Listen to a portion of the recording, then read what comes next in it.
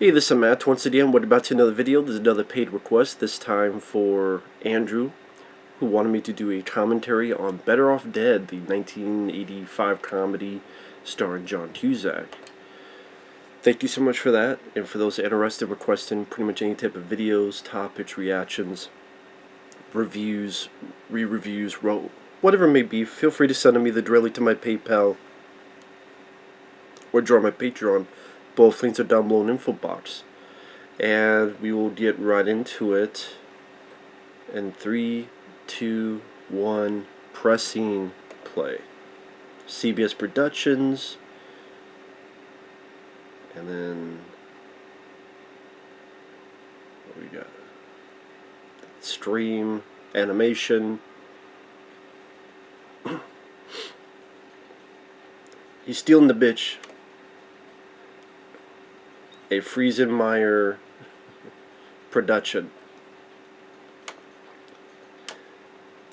From the opening credits is such a unique comedy.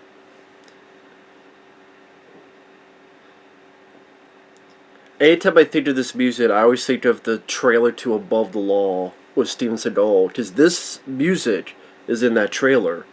So I'm hearing this music and I think he's a cop with an attitude.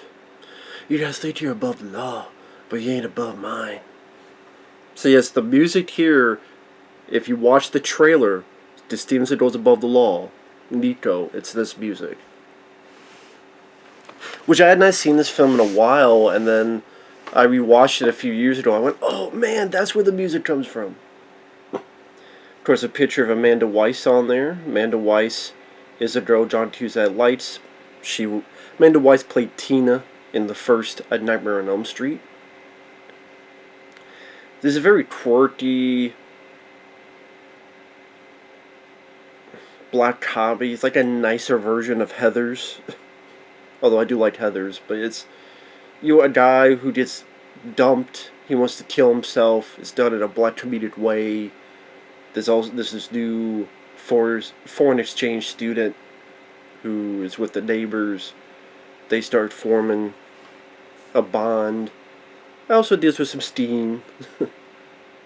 Curtis Armstrong from Booger from Revenge of the Nerds plays the buddy. Is by Savage Steve Holland, which sadly he didn't do a whole lot of movies. He did this one, he did One Crazy Summer, and then he did a college one. And that one especially didn't do well. And then he just did a lot of TV fare and forgettable kid movies, and never... It seems like after the experience of post-production of this, One Crazy Summer wasn't a huge, hit or anything. And then the third film, I would say he lost the passion. It's like, I'm just going to take jobs. Now, we have the mom, Kim Darby, on the left. She was in the movie True Grit back in the day. And Kim Darby was also in Halloween 6, The Curse of Michael Myers. She was the one doing laundry outside, and Michael Myers kills her, and you see the blood splatter. That's Kim Darby. And the father is David Ogden Stiers. He was on the TV show MASH. He played the Reverend on the TV show The Dead Zone. I think Sally's no longer with us. And one of my favorite bits, the Paperboy. I want my $2. I want my $2. We'll see that in a little bit. The most obsessive Paperboy ever. I want my $2. It's like, you should pay me for all these broken windows. Fuck your $2. See, this is where the video game The Paperboy came from. All these broken windows like you could do in Paperboy.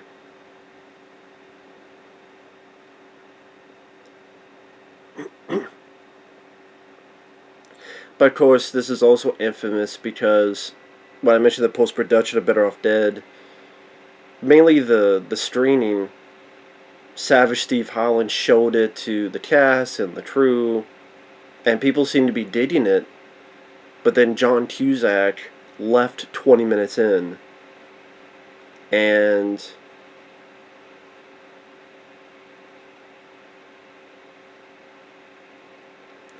their director's like, "Hey, what's up? What's going on?"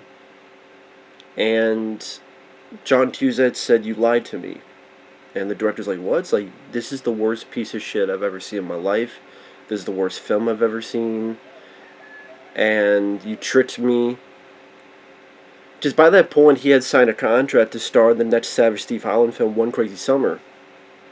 And he wanted out of that movie, but he had to do it because of the contract. Otherwise, he would not have done the film.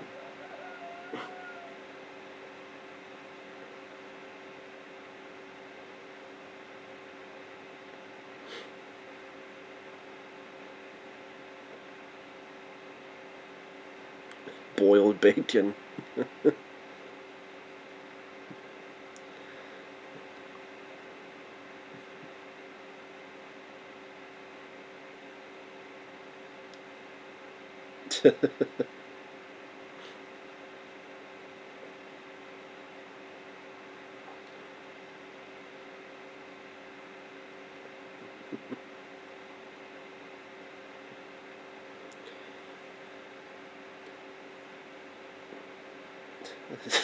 See, stuff like that, that's really creepy. Like, every fucking pair of clothes has the girlfriend's head on it. See, stuff like that is very creative. And then this kid here is a genius who actually builds his own fucking space ship at the end. Somehow he gets all this stuff from the cereal to get the material. I was surprised he's able to keep the cereal in by getting it into.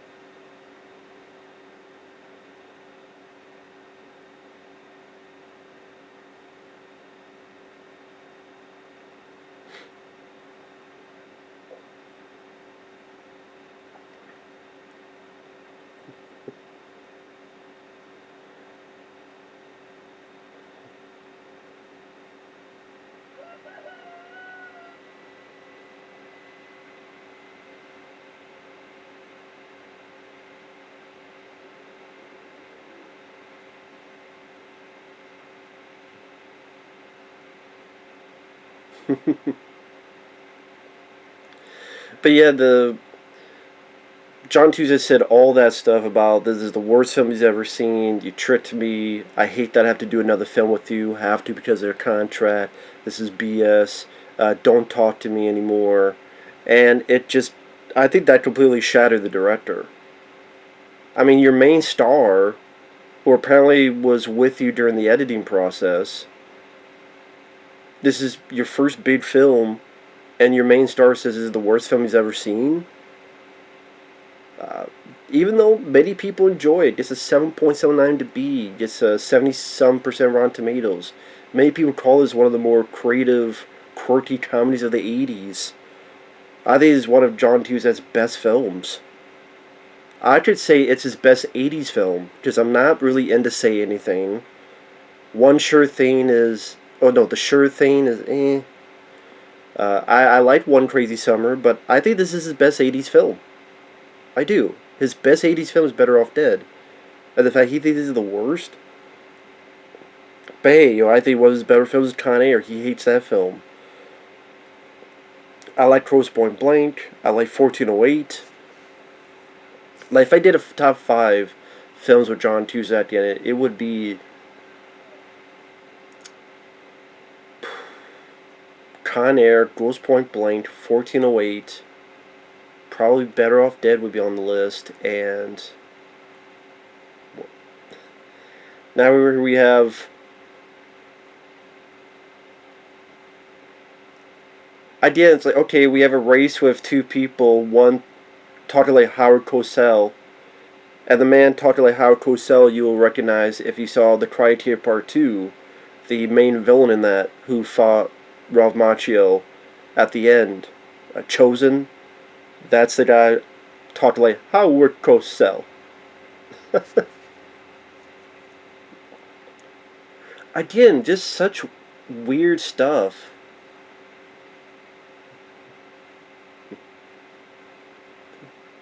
I've seen this guy with the cigar. Is he Porky for the movie Porky's? I can't remember. Can I remember?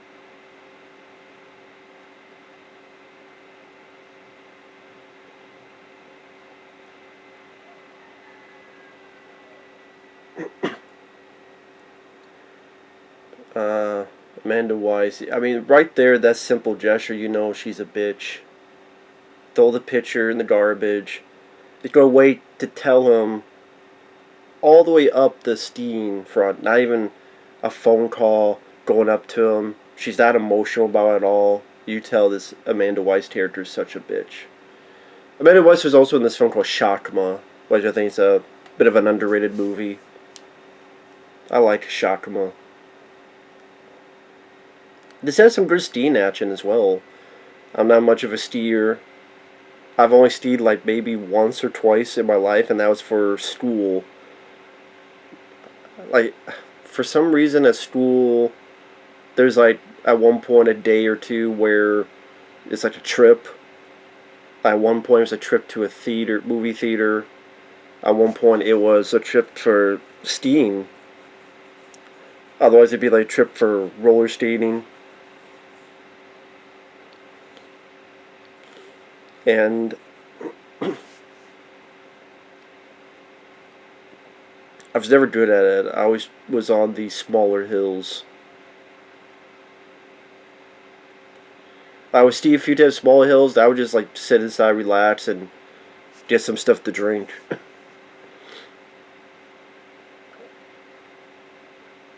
This seems like the type of guy that William Zapka should have played.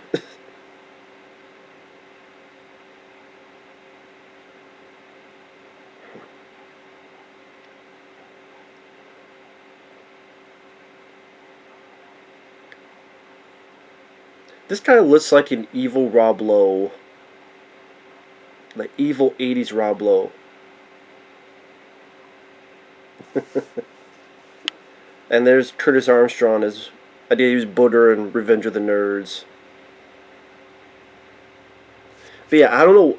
John Cusack, a lot of times he hates the films he's in. Like the only films he did not hate was Say Anything, the famous one with the boombox, the Grosse Point Blank, High Fidelity, one or two others.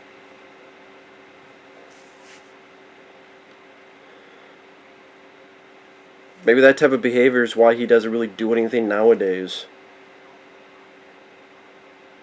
But that's really... I mean, I like John Cusack as an actor. I like Hot Tub Time Machine, the first one.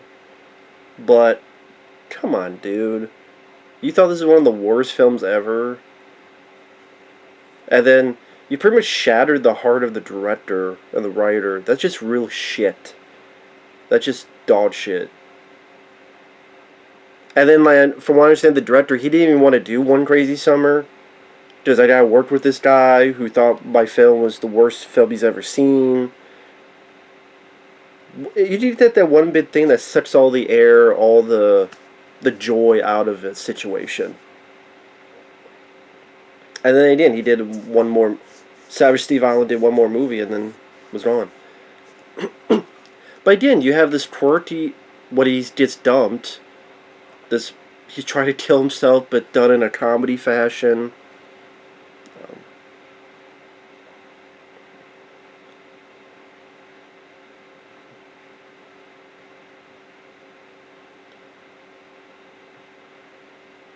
He did really well, and this guy fucked him over.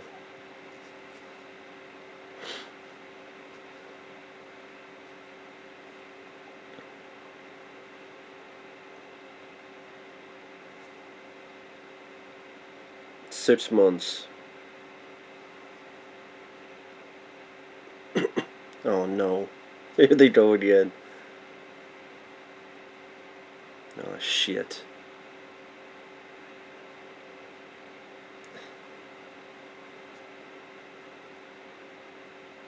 You have like one guy putting his racing gloves on, you have the other guy talking Howard Cosell. Again, it's just such a weird idea was pretty funny. And the idea you have the $2, the same guy but from the back now.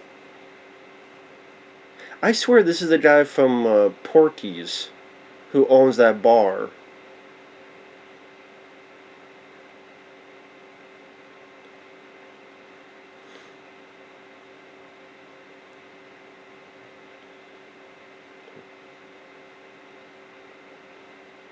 She didn't listen at all.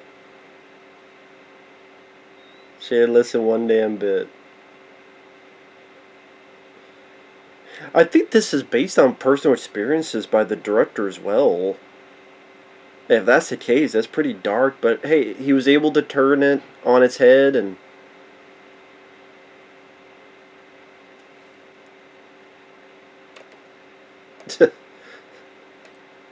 wait, this is death here. See, how can you make suicide funny? This is a way of doing it. The guy, he's like, wait a minute, what am I doing? And you do it very quick, but then something like that happens.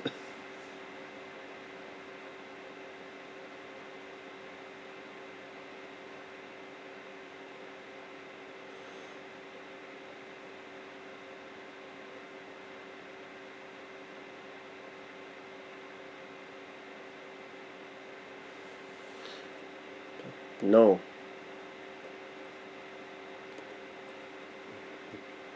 Well, suicide is painless.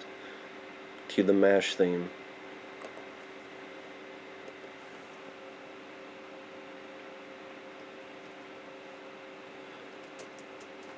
I'm trying to look up like what did the film do when it came out. But yeah, I still don't get why he felt that way. And to do it like on the screening and you're 20 minutes in and it's like, what the fuck? See, from the animation beginning to I did the weird ideas like the paperboy obsessed that wants his $2 and each time he pops up it's like a horror film.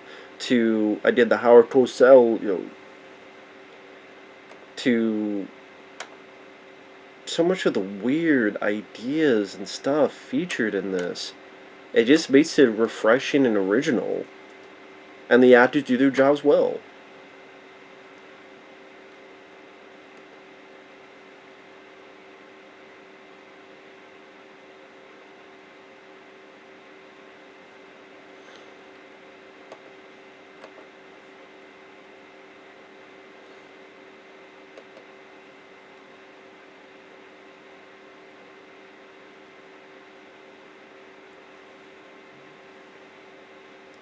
Yeah, I'm trying to look at what the box office was. Does this come alive? Yeah. It crawls away. This is like something like Erie, Indiana. The TV show had to have looked at films like this.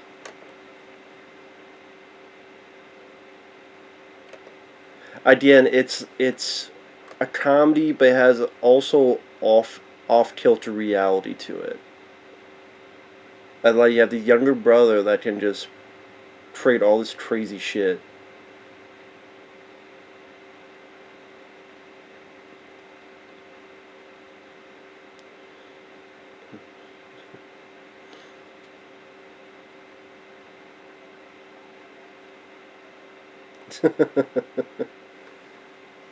So you have a kid who makes an actual laser gun, and you think it did, and that's where it leads to. That he probably needs a laser gun for his mission going into space.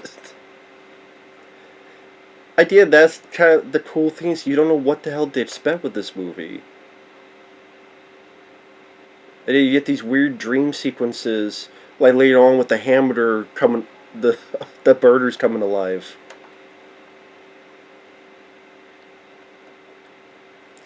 It made $10 million, and it cost like $3 million, so it was a hit. It was a hit.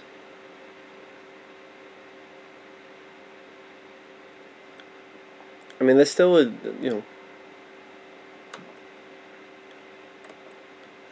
successful gross. And then One Crazy Summer was the second film, which I also liked that film. It also had Curtis Armstrong in it. But you also had Bobcat Goldthwait, you had Demi Moore. That film, I don't think. Well, it cost $9 million this time, but it made. It didn't make as. I guess it made maybe $13 million. So with the up in budget, there wasn't a lot much of an upgrade on success.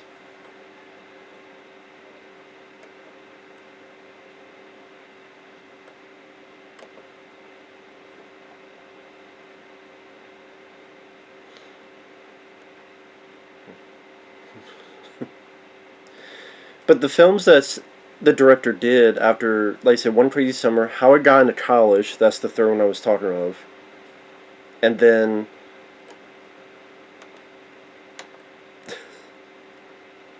this misinterpretation. I had to leave, please feed the cat, Mom. But in 91, he did a film called The Last Halloween, which was a TV special. And then Safety Patrol in 1998, a Disney TV movie. Stuck in the Suburbs, which is a Disney Channel original movie. Shredder Rules, another Disney Channel. Well, actually, this was aired on Nickelodeon. Rat Hole, the Dictator's Son. It's a National Lampoon film with Efren Ramirez from Napoleon Dynamite. I've never heard of this damn film. Legally Blondes, a direct-to-DVD sequel spin-off to Legally Blonde.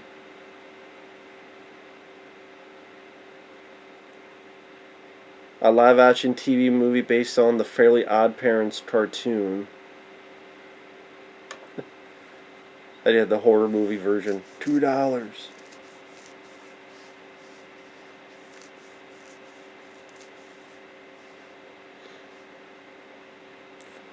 Fuck you, $2. I'm gonna body slam you into the damn lawn.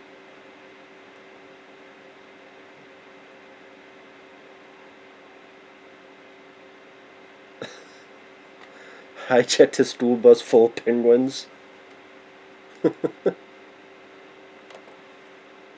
Yeah, How I Got Into College was the third movie. Anthony Edwards, Corey Parker, and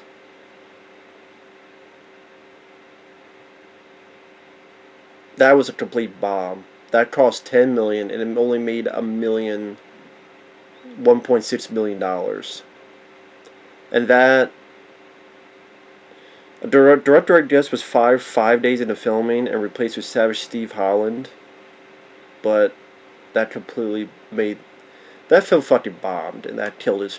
Well, I can't say it killed his career because he got a lot of work, but I guess some of these other films he did right, but he never wrote anything similar to these movies. So while he wrote, he lost. I just, in my opinion, he lost the passion. The guy who sounds like Howard Cosell from Karate Part 2, the actor is Yuji Akamoto. This teacher is Vincent Schiavelli. He's a guy in. Remember the movie Ghost with Patrick Swayze? The ghost in the subway that teaches Patrick Swayze how to be a ghost? That's Vincent Schiavelli.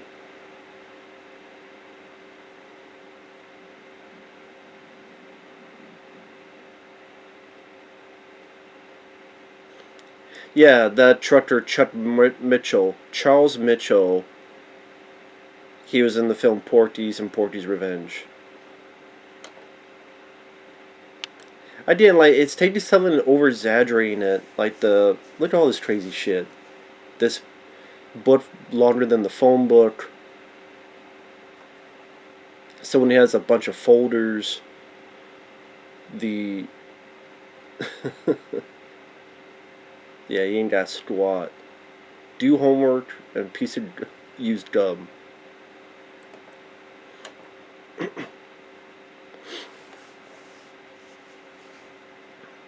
everyone's so excited to do this. Like, do like the complete opposite of school.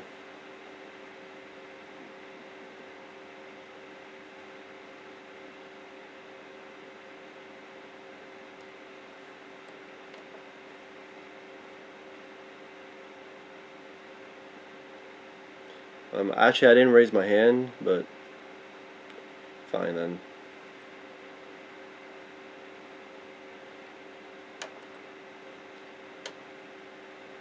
At the end, is the director going, how do I take something you've seen before in a classroom and twist it? Give everyone, Albert Einstein here. Is there another shot where it makes it seem like a lot bigger? Yeah, that shot there where it looked like the chalkboard was fucking 30 feet high. Equals kiss my ass plus the formula of baby oil equals the Rock's tan. And then you take a burger with fries, add a dash of sex, and a whole lot of horse shit, and you get Steven Seagal. That's how you equal the formula.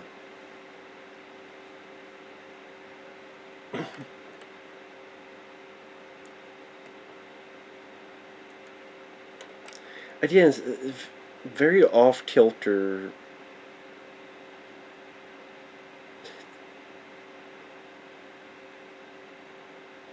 They stole his fucking tires.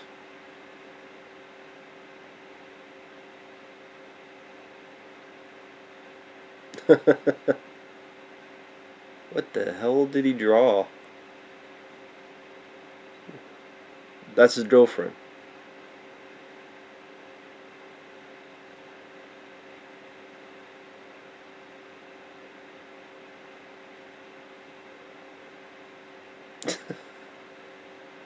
$39 to $110.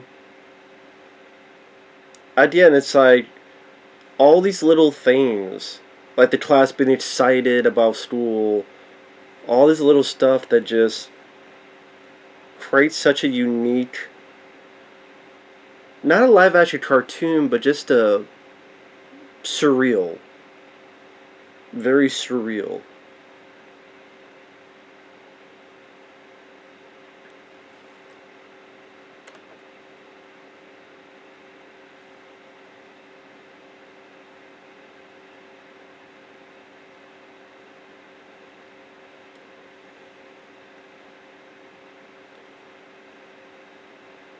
Go hold up a boombox again.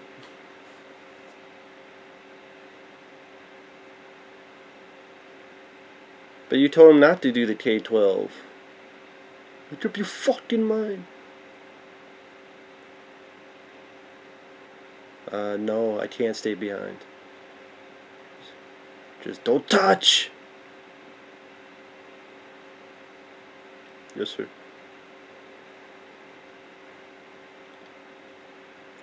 I do not want to have sex.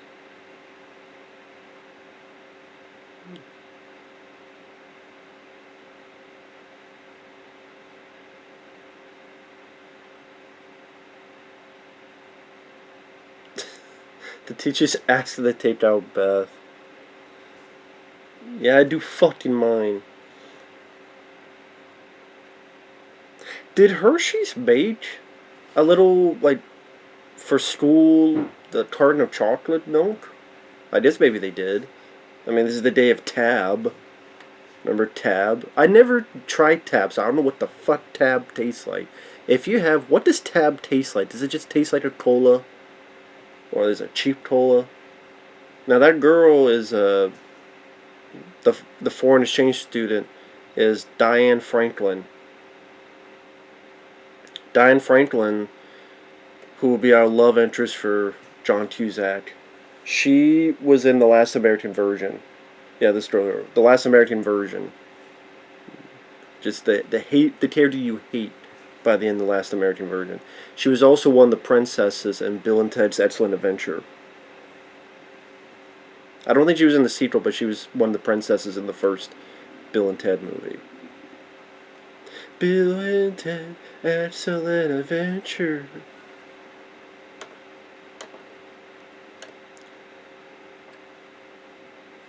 Pretty nice animation as well.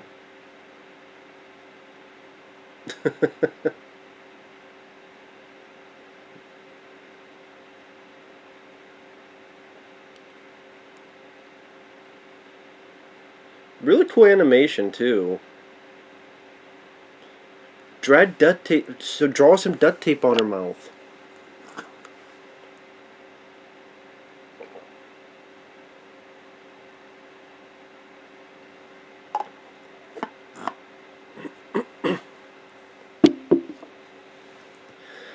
Why does the team sound like Beavis and Butthead? Like Beavis.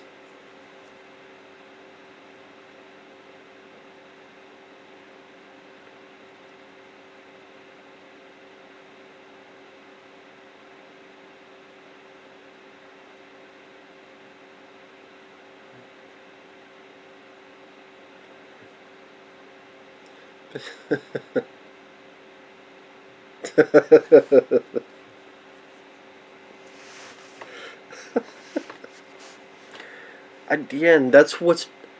I remember when I first saw this, because there's so many of these teen movies that just feel so typical, generic, and in one ear out the other. So I did the idea that the whole basketball team dates this one person.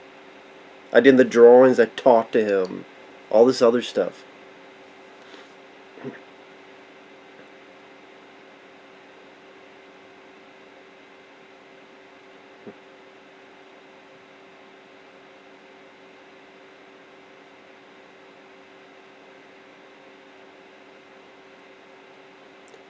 Why the fuck do you have roller skates?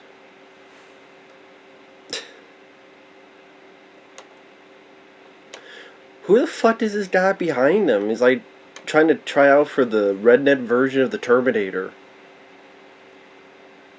The Redneckinator. Hey y'all, I've come back. I've been back, but I'm gonna come. Oh shit. Sexy lady, sexy lady. Oh yeah. The basketball team just act like ghouls. And like, what the fuck is going on?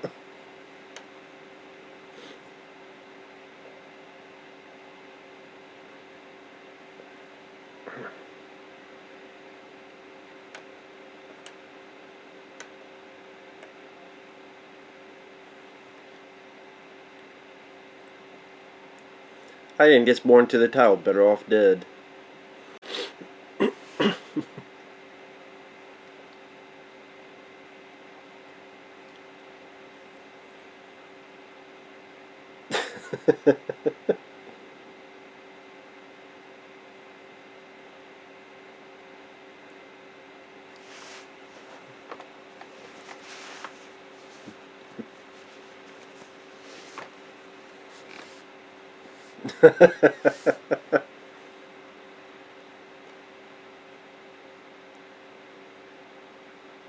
What's the line? I think this is Stephen Williams coming up from, yeah, X from the X Files. Man, that's a real shame when folks be throwing a perfect. Man, that's a shame. Folks be throwing away a perfectly good white boy. That's that's Stephen Williams who plays X on the X Files TV show. He was Duke on Jason Goes to Hell, The Final Friday, the bounty hunter.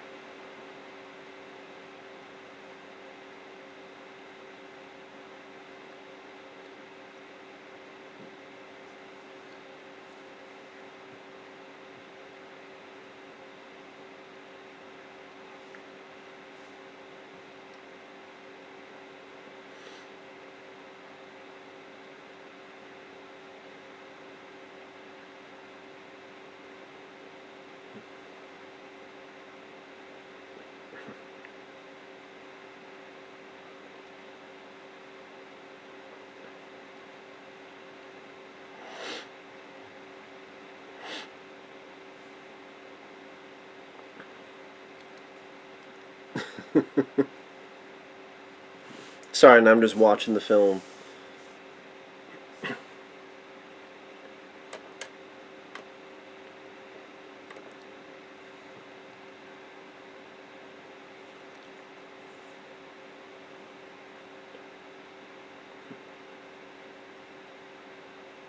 Real fast. Turn.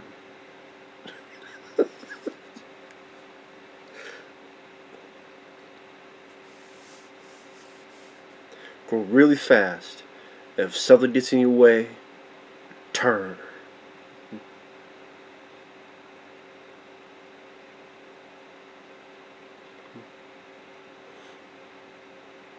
And I'm not, again, the scene, the scenes I appreciate because there's some really nice work by the stunt people. It's not the easiest thing to fall for that amount of time, especially with the cold attacking your senses.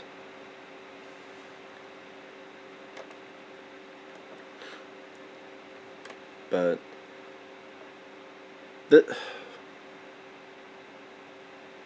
it's sad because I think of comedies today, and I think comedies today are a total joke. Like comedies today, I did the past couple years when I've done a top 10 list, I've barely put a comedy on there. And if it's comedies I enjoy, so yeah, I liked, Central Intelligence, for what it was. I liked, The Heat, Sandra Bullock. I liked,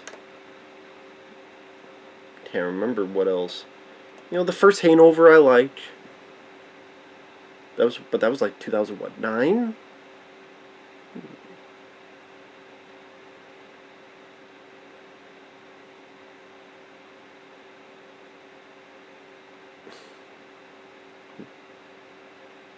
Oh man, what a shitty Christmas. To buy just a ton of TV dinners. Just complete dog shit. God. Just complete utter dog shit of a Christmas. Oh God.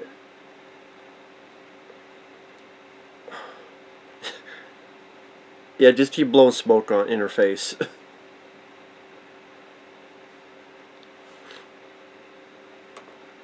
Saying it slower, does that mean she will understand better? Is this like the kid from A Christmas Story growing up, but he was raised by a psychopath? It's Peter Billingsley if he grew up with the mother from Mommy Dearest beating him up with wire hangers.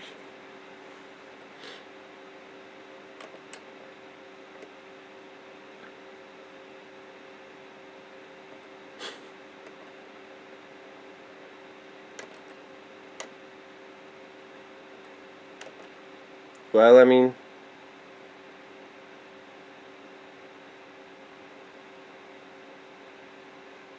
what the hell is that?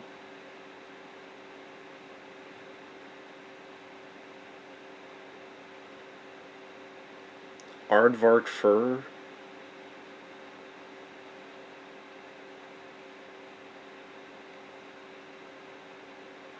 Uncomfortable as well, it seems.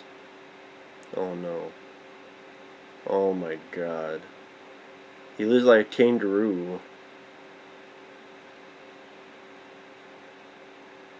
No, it's not fun.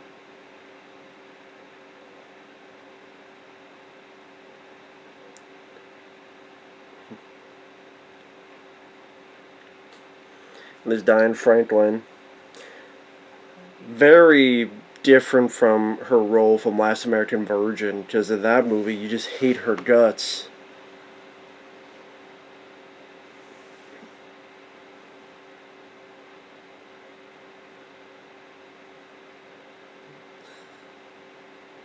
Oh shit.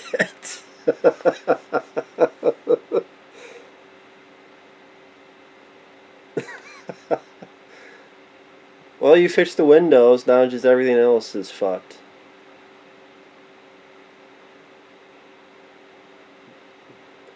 And why does he have the same outfit?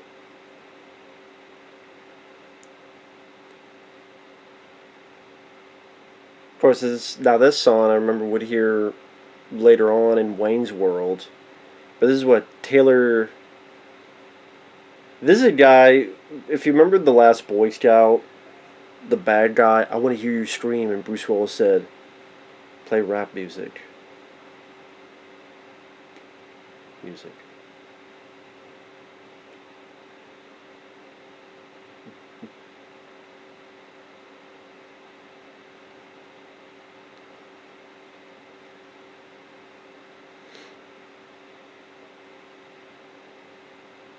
Because he wants to go out with her as well. But yeah, sadly he passed away. Taylor Negron. That's his last name, Negron. He would be in bit parts here and there. But yeah, mainly I remember from the last Boy Scout. Just as a villain, he got tipped over and killed with helicopter blades. he also in Biodome.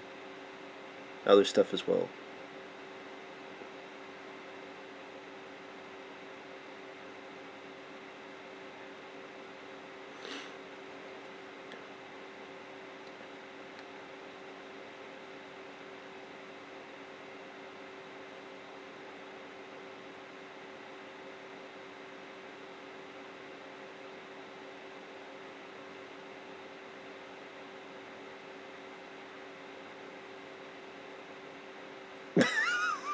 Mellow off.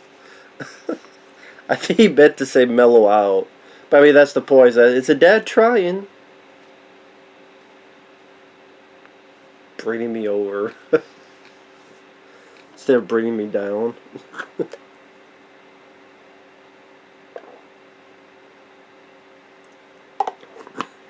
Well, the dad's trying. The dad's trying.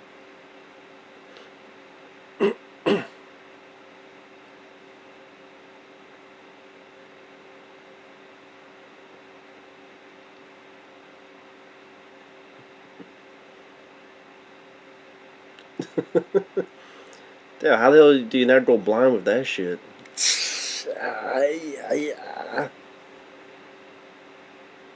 With a fucking $200 shitbird car.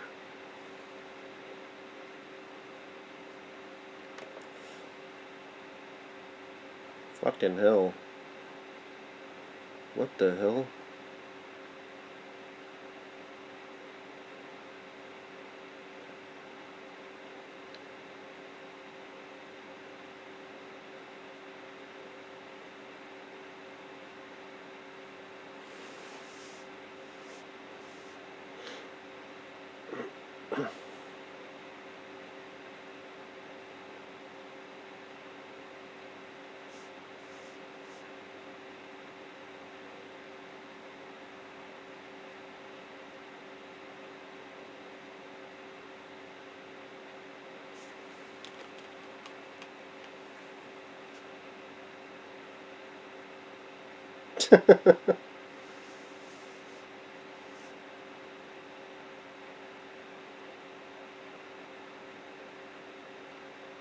I do like this song.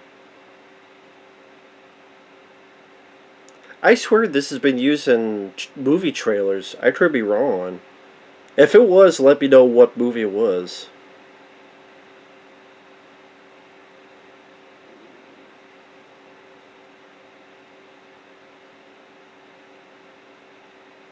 Sorry, now I'm listening to the song. I do like this song. It's a catchy song. So again, that's another positive.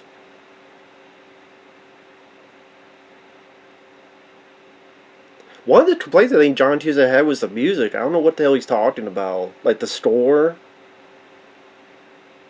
Again, I don't know what I said. Then let me just look up John Hughes' filmography. Wow, this girl. Beautiful lady, and again.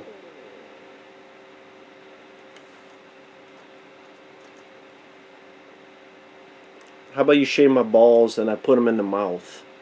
Your mouth. And you know what? Your dad should have pulled out. You fuckhead.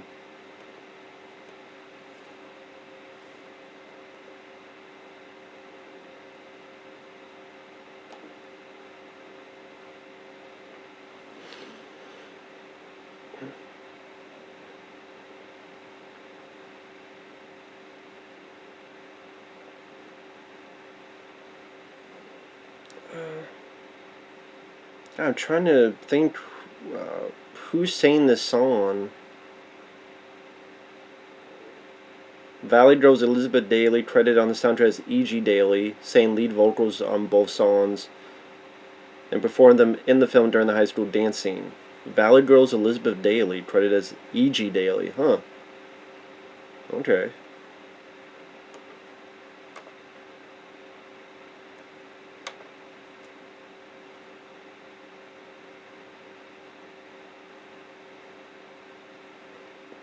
No, it's Pee Wee Herman's potential girlfriend in Pee Wee's Big Adventure. Oh, okay. Dottie. She played Dottie? So the girl singing played Dottie in Pee Wee's Big Adventure. Huh. No wonder I recognized her. I mean, yeah, I knew from this, but okay. I wonder if anyone did like an 80s movie tribute to with this song used.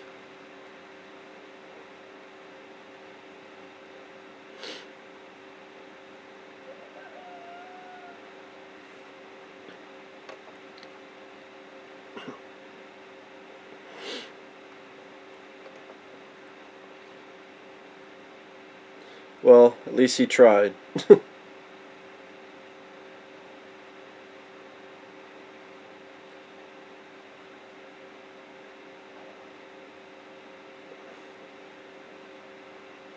I think this is Dan Schneider is his name. The kid, that tried.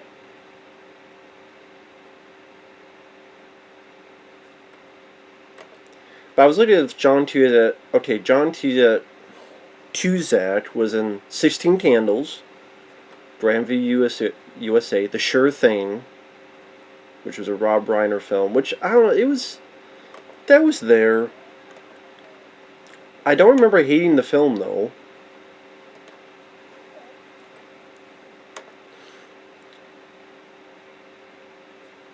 She was in. Oh yeah, I forgot he was in Stand By Me. One Crazy Summer, Hot Pursuit.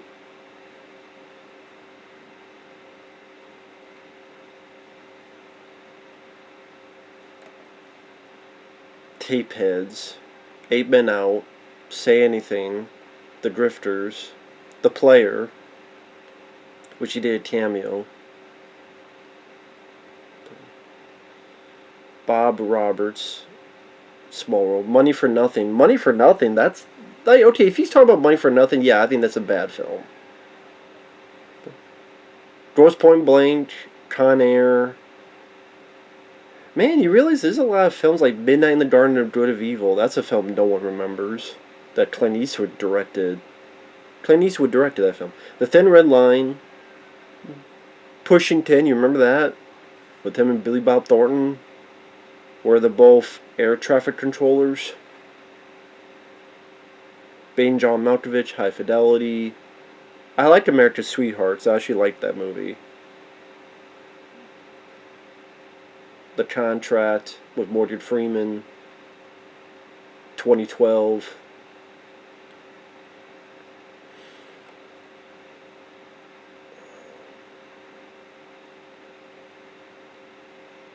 Let's see. The Number Station, I remember being alright for what it was. Grand Piano. God, I forgot he was in Grand Piano. I like that movie quite a bit, actually. He plays the villain. That's a good one. I was looking at this, like, what my top 5 would be. I did Con Air, Grosse Point Blank, 1408. I would then put Better Off Dead. And then what would the 5th one be?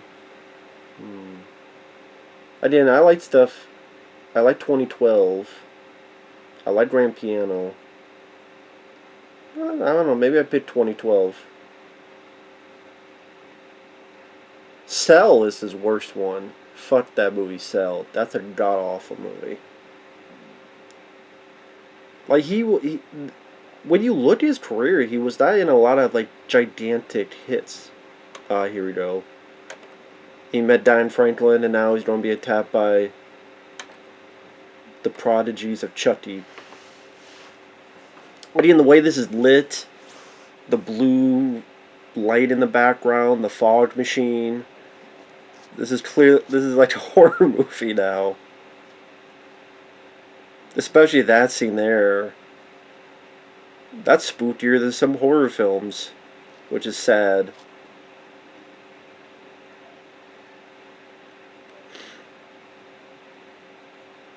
Of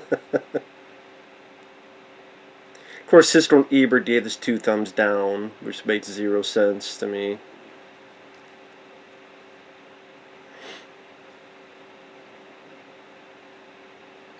But, you know, sometimes Sister Ebert, they would... There are times I just didn't understand their criticisms, like...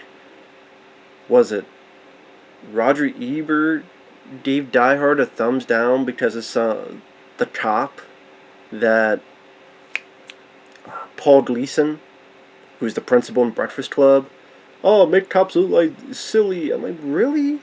Roger Ebert? I don't know, sometimes I just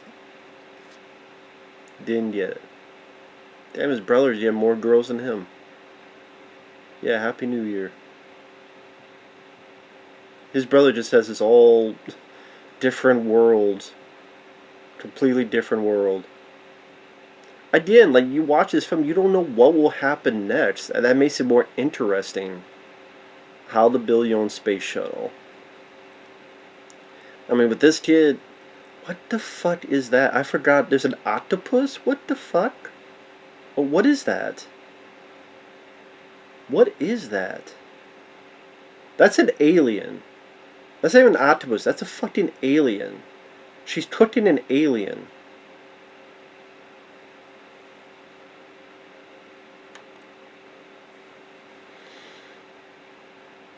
Yeah, that's a fucking alien.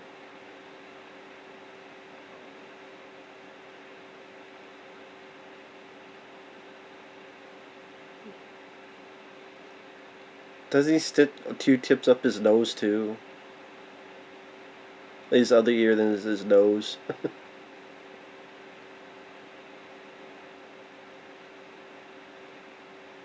Yeah.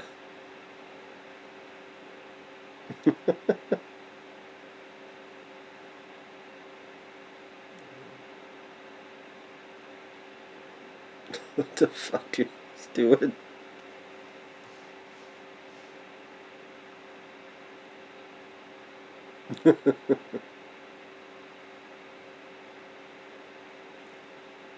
His worked at Big Burgers.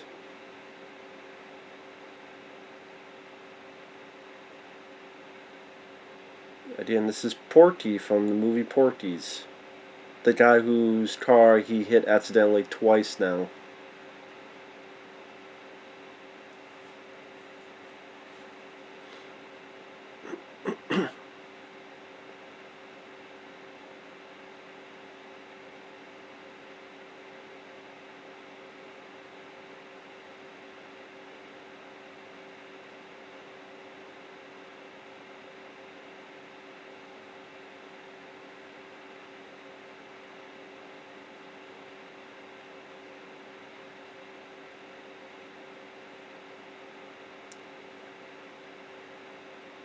God, this is a shitty hat.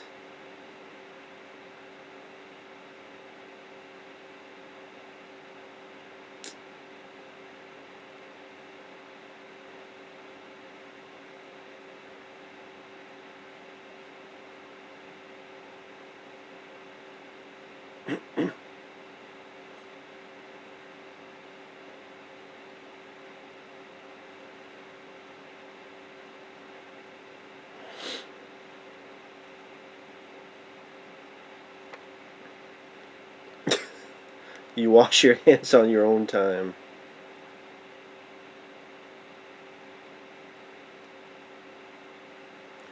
Sorry, now I'm just watching the film again. This is going to lead to another, again, very weird, surreal stop motion animation sequence. Again, it's these different kinds of formats being intermixed into one that creates one of the more unique comedies in the 80s.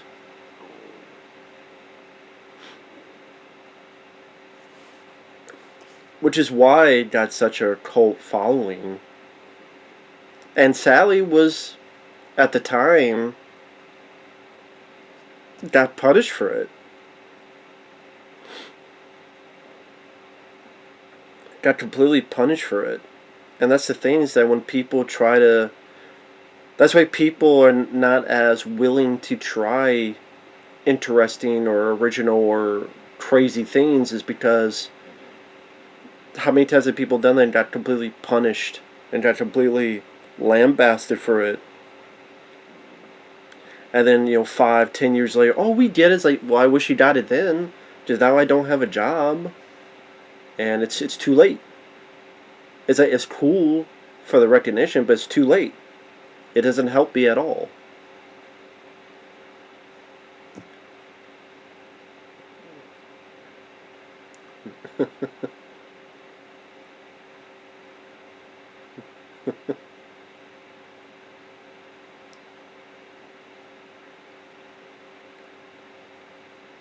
Again, you're like, what the like, they would never do something like this today.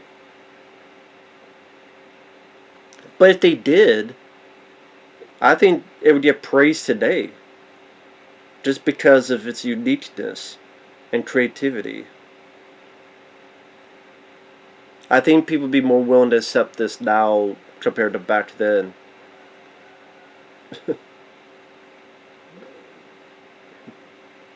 Everybody wants some.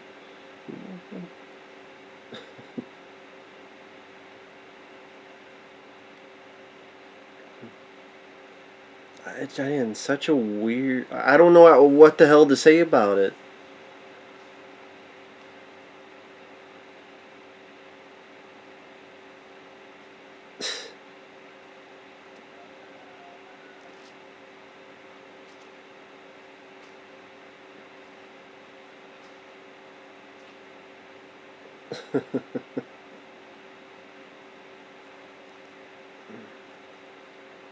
Oh, great. And then who's going to be there? Of course.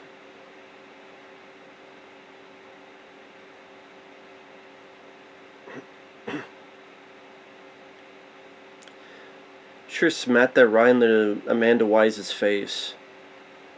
That's what you should have done.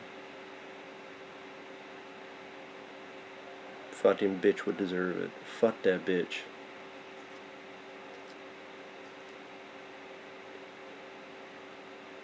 And we go back to the Steam thing to build up for the finale. So that it doesn't come out of nowhere when the finale does happen.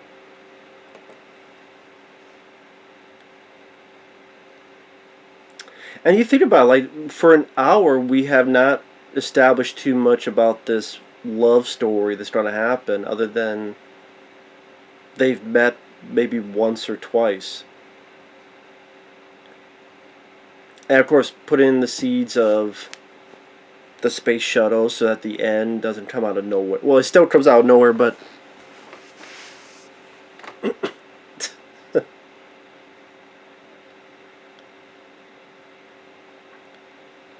Fuck, and now even Barney Rubble wants to take out Beth.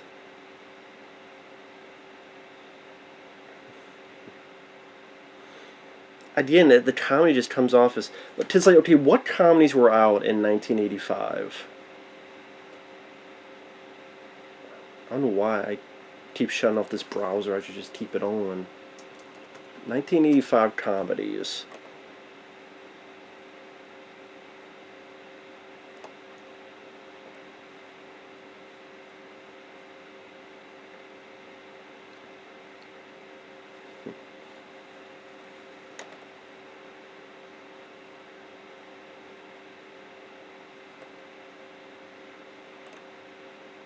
Oh god, not the mom cooking again.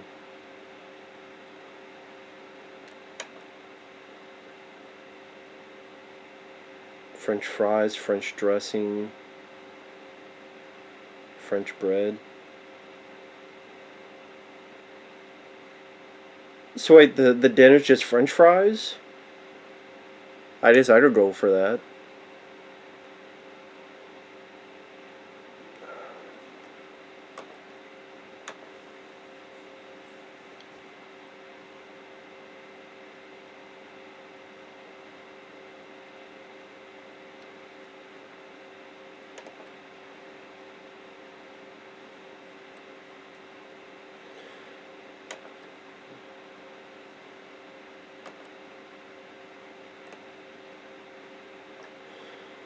Alright, so After Hours, that's another surreal, like, black comedy by Martin Scorsese. Back to the Future, great movie.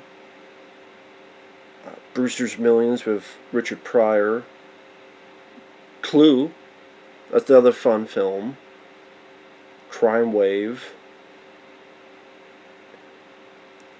They put Explorers, but I don't consider that a comedy. The Goonies, Gotcha,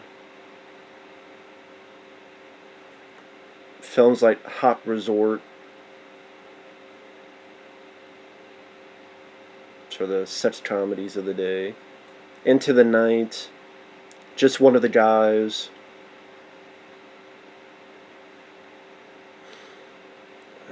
Let's see, National Lampoon's European Vacation. Not for Publication. That's with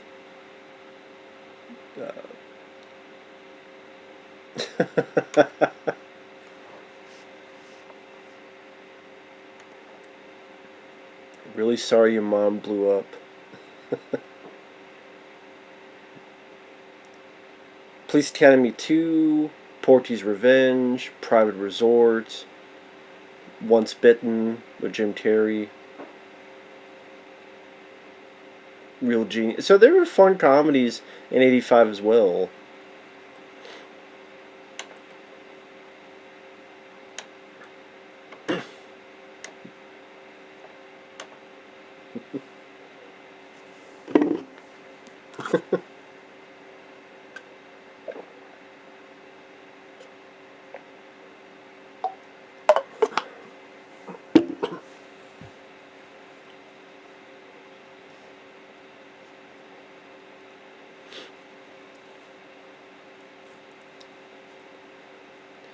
But that's where you get the first big inclination that these two might have a bond together. Because she's having fun, and he's like, okay, let's do this. And she helped him out in this instance.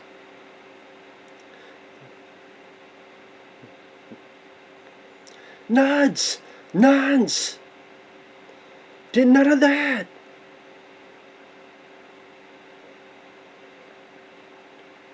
Oh shit.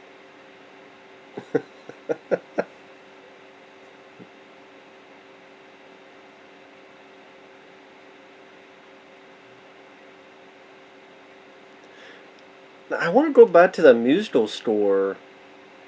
That musical score sounded familiar too. Was that? Damn, I wish I could go back.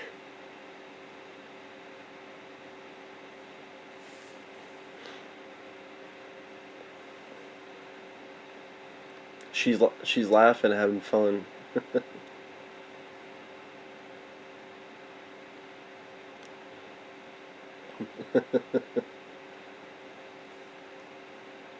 Again, without words, there's a big sense of bonding between these two, which will lead to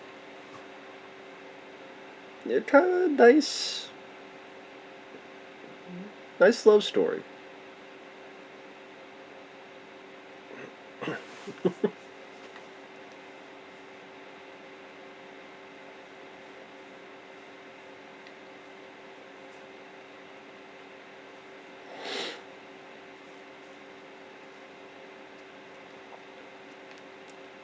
See, he's like happy, he's excited, and boom, it gets sucked out. And that, I mean, again, that tells the story there. That again, he's very excited, he's happy, he's talking with Diane Franklin, and then at the end, these guys just suck the life out of it. And like her just completely entranced by Tuzat's character.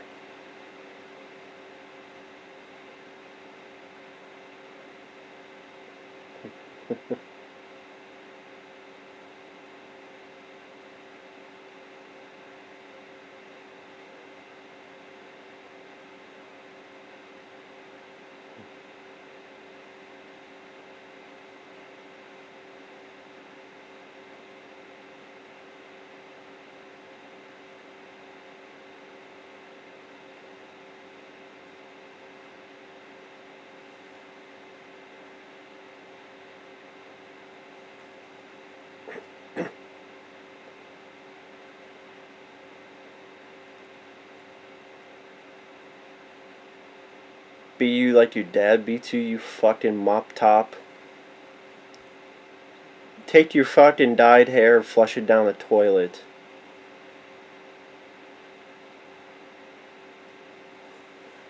I would say she doesn't speak asshole, asshole.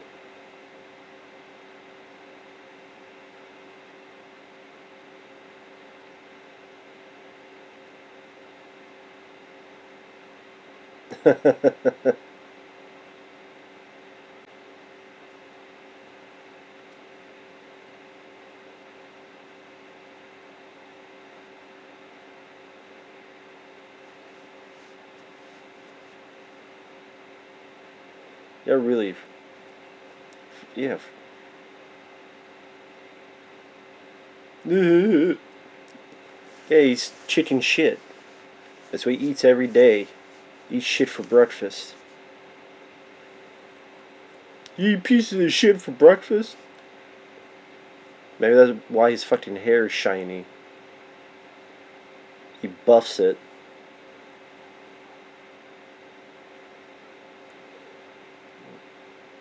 Christ.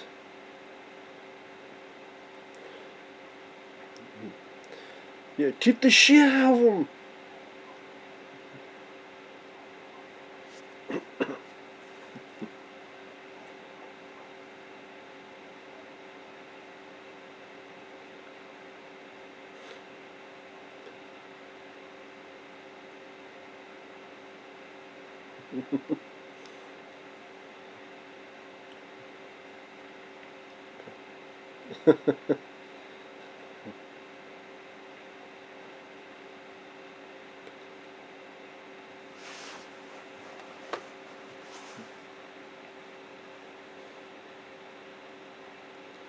Sorry, I'm sorry that I did lost and watch the film again, but that's what good films do. It's deep from reality, whether it's action, horror, comedy, all sorts of stuff, and this love story that's not hampered so overbearingly typical, generic, anything in between.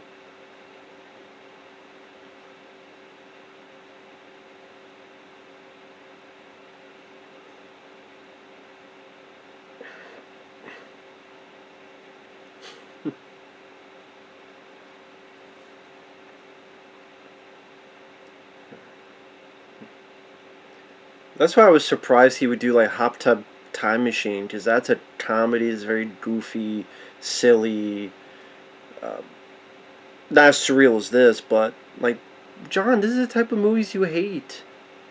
Like, you hated Better Off Dead, which is wittier. I like Hot Tub Time Machine, but this is wittier than that movie. Is that killer wannabe, Paper Boys? Is got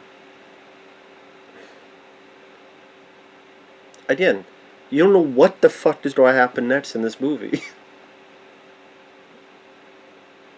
Oh, this is going to the car wash, and the kid's like, ah, fuck this kid. Ram his head through the fucking. There you go. Oh, that no, it just makes me laugh. No.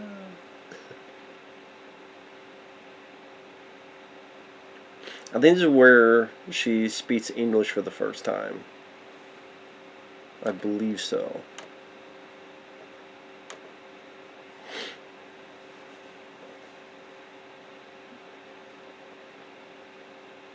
I think when he's walking away, then she says it.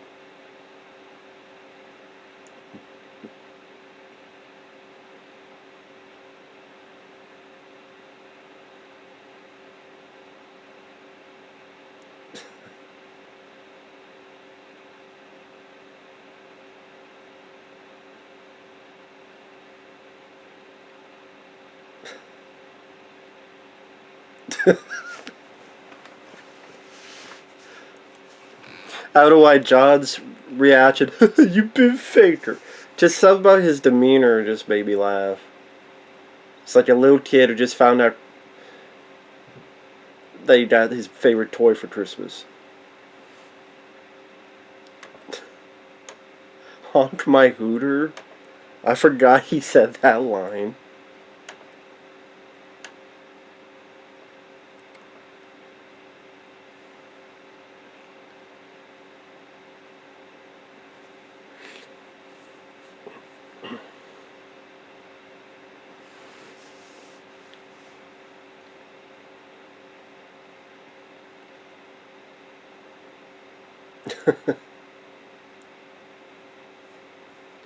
Yeah. If he put his testicles over you, you gotta call a lawyer. A lawyer to sue his ass for complete utter sexual stupidity.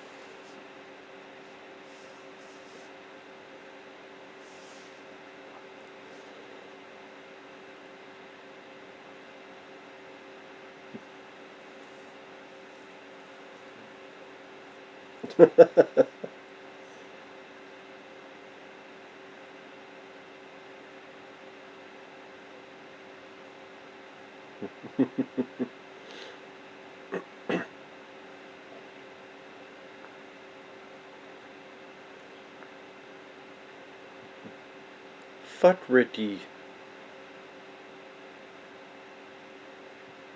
He was the type of guy that's going to kidnap women and put him in his dungeon.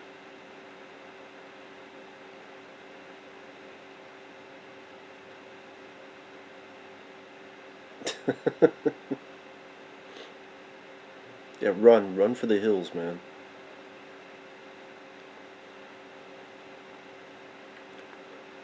What the fuck is going on? Oh yeah, she's fixing the car, right? The Camaro? Well, I mean, if it doesn't work, she can't make it worse. Unless they're stealing it and they're doing a very bad job.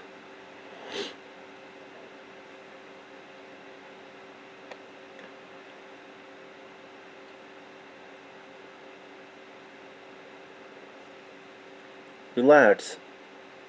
Don't have a stroke. Relax. Really, huh?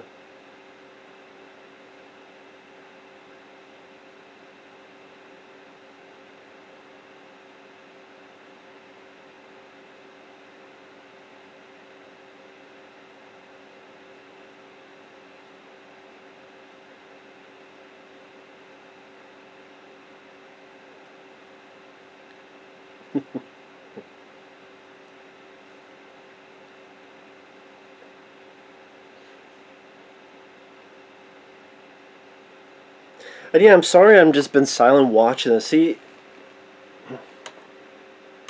now I'm just simply enjoying the film. And 1985 is a good year. I think I put that in my top... Did I put it in my top 5? It was in my top 10 favorite years of movies. It might have been in my top 5. I can't remember. I made that list not that long ago. So I think I said my favorite year was 1986. And again, I know it's in my top 10. Might be in my top because Rambo First Blood Part 2, Commando. You have Back to the Future. Films like this. Let's see, what other films were 1985?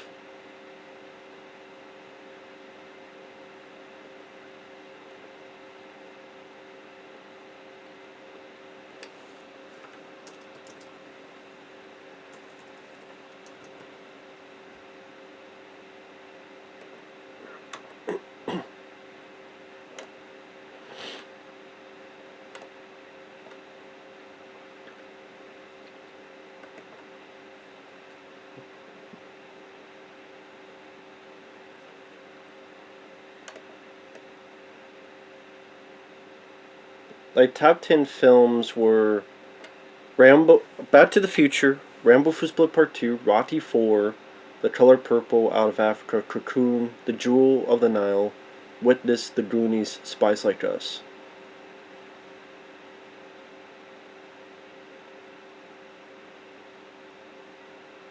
So then, yeah, After Hours is a good one, Back to the Future, Better Off Dead, Rambo 2, Commando, The Breakfast Club, Clue, Code of Silence, Chuck Norris, Day of the Dead, that's a good zombie film, Death Wish 3, Rambo 2, Commando, Death Wish 3. I mean, that's a pretty damn fun year for action films.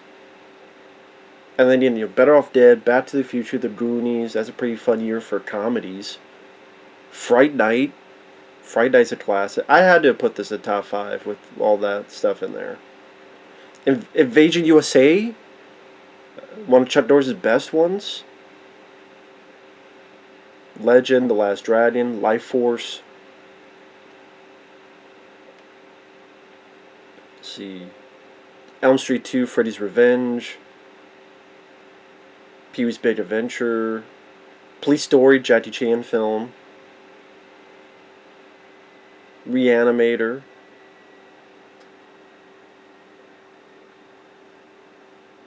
Spies Like Us. Summer Rental, one of my favorite John Candy movies.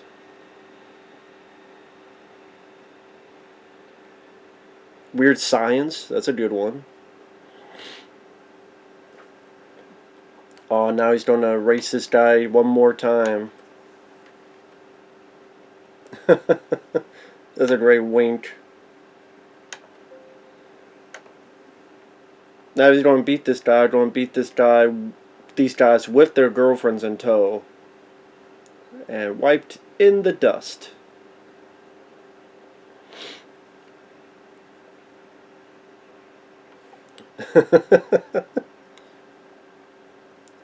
And lo and behold, that's actually progressive. You get two guys who happen to be Asian, and they're just characters that could be any race, any gender. It's just one sounds like Howard Cosell. It's not anything. Just people being characters, regardless of race or gender. In other words, actual equality. But hey, that's a concept that people don't understand nowadays.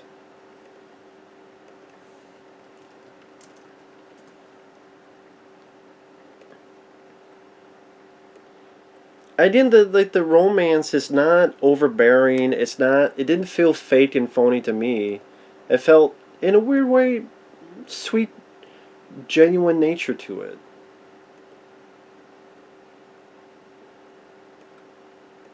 And the fact is, like, we've established what kind of situation each one has been in, and it feels comforting to see these two meet each other. So the potential of their life being better makes it that much sweeter. Up, Flashing back to that TV dinner that you got for Christmas back in the day. You thought that was just a gag. Boom, brought back here, the TV dinner. And you go, oh yeah, that was the TV dinner you got for Christmas. And there are things that get brought up and followed for the future.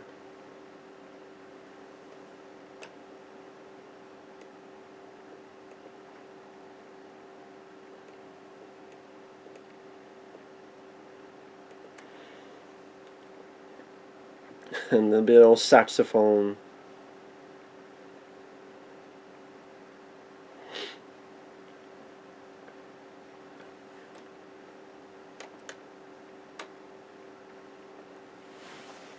And I mean, there's a reason why so many people miss the 1980s, because it just, the world of excess.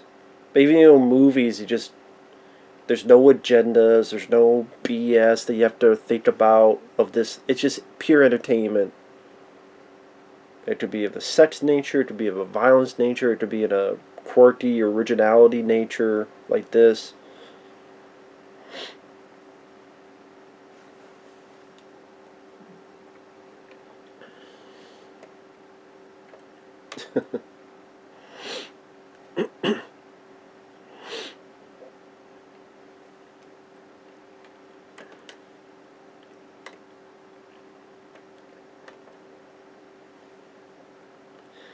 Again, I think that's why Steen's actually. I am going off a different topic. Steen is fast. It's that big sense of danger that if they trip and fall, it could go really fucking bad. Really horrible. There you go. And again, like, how do you fall like that? It always looks like it hurts. It always looks dangerous. I think this is supposed to be done for comedy. I mean, thankfully the snow will cushion the fall, but that's a lot of hits and bumps, and even then, like, you got that cold splashing your chest, big old taste of freezer burn.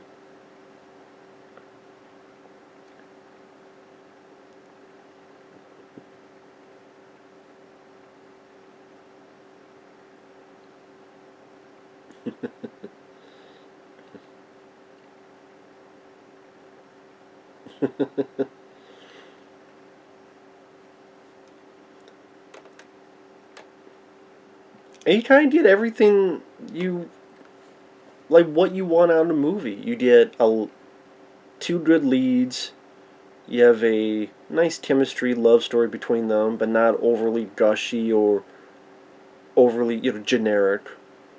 You get surreal, creative, what the fuck comedy, but not resorting to piss jokes, not resorting to fart jokes. It's wittier than that. And you even get some action. Like, these are well done stunt sequences. Like, one person going under the other person, these wide shots. Even the Steen scenes are well filmed.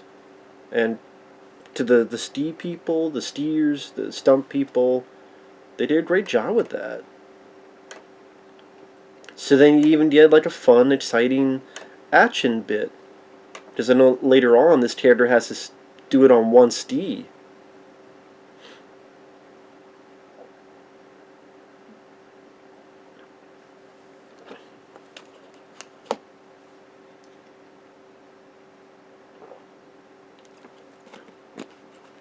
I almost forgot about Curtis Armstrong because he disappeared for a bit. Which I guess makes sense because then you had to focus on this love story aspect. So it's understandable in that format.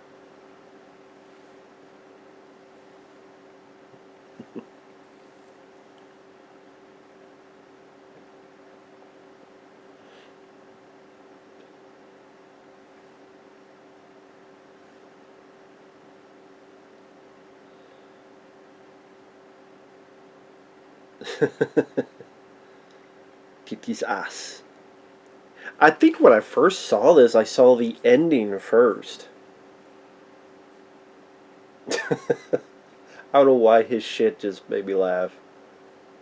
I don't know why. Sometimes the way certain spits are delivered. You shit! Shit! Oh shit. Fucking killer paper boy. Here's your $2. Fuck off, kid.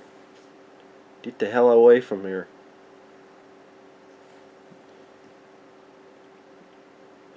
From that fucking freak.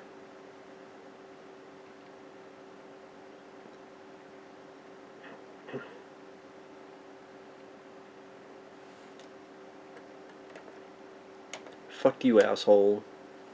Y'all pieces of fucking trash. Yeah, get the fuck out of there, man. You need to get the fuck out of Dodge.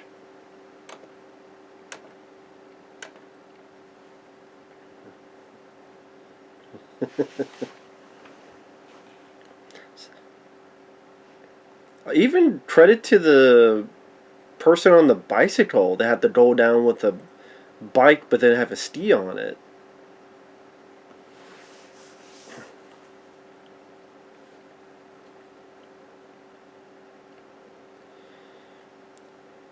I like this music as well. I think it works with the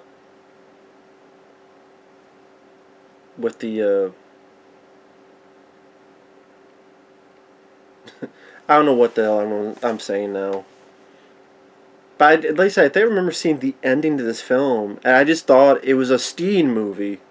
Based on this ending, if you see just the ending part like on TV, and okay, I'll watch it sometimes. Okay, some skiing movie. Not knowing that this other shit is involved with it.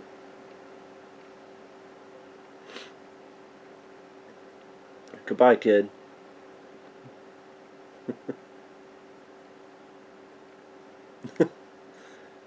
And you think, man, this kid died. And you're like, did it little kid just fucking die? What the hell? That is pretty good credit. Oh, nope, he's not dead. That's why they put that shot in there. Like, how... That's talent, to ski on one leg, and you get these wide shots showcasing that. And, like, you're on the camera. I don't know if you're being pulled on a sled, but you get these really cool looking shots that really encapsulate the speed that these characters are going down this fucking hill. I mean, you would say this is probably one of the better skiing scenes in movies. True, again, the guy doing it all pretty much on one leg. Not even pretty much, is on one leg.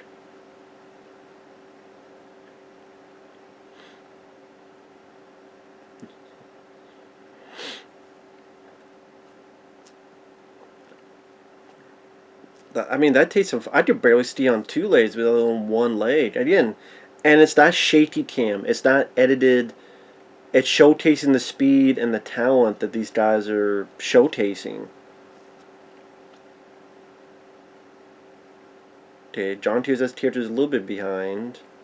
So how the hell does he pick up? Oh, there you go. The Winter Ski Trials. Kick his ass! There you go.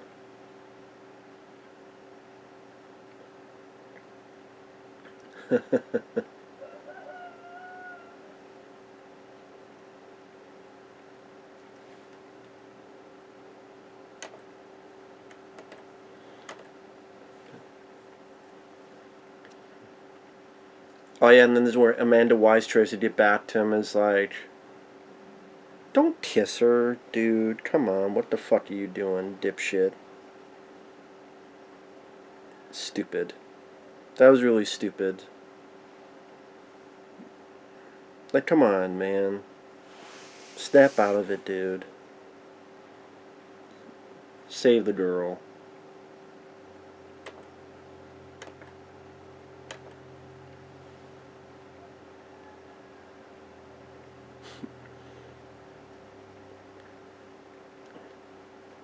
And bring the Howard Cosell guys back into it as well. There.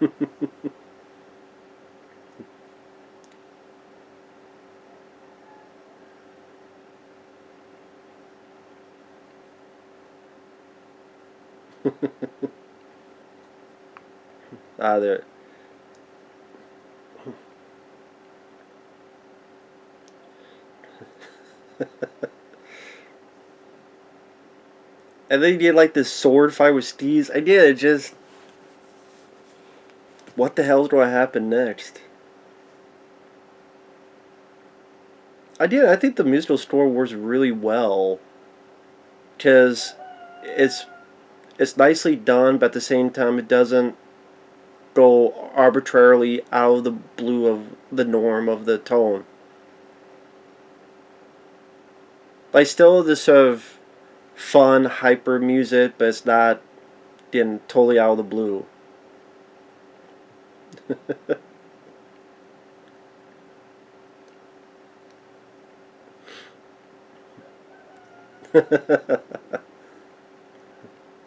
There you go.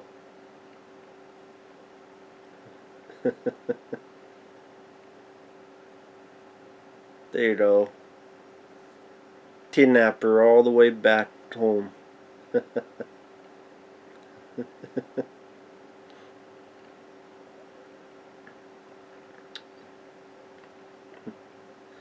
I think that music and going off in the car, that's what really matters.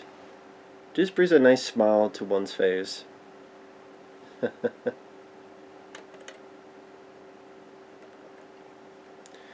Just a satisfying movie. Satisfying comedy.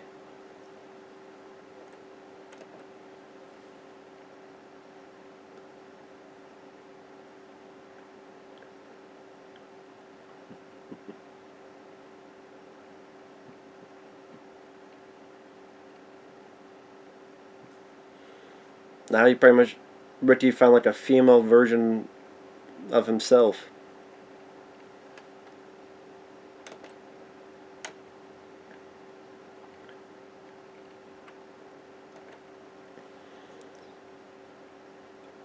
I did when you watching this ending, like the Steam Bits ending.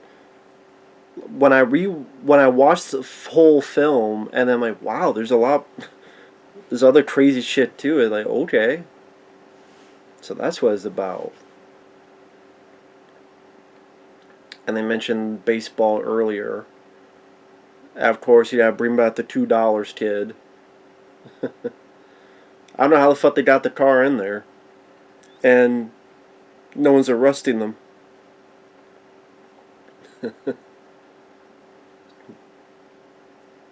I think when I first saw this, I thought the guy in the bike was like their buddy, their friend, or something. It wasn't until I saw the film all the way through, I'm like, oh, that's what it's about. Now here you get the idea that John Cusack's little brother made a ship, spaceship. But yeah, this is just a very creative, fun, unique, surreal comedy that has a good cast, that has quite a few still pretty and funny moments, catches you off guard, and just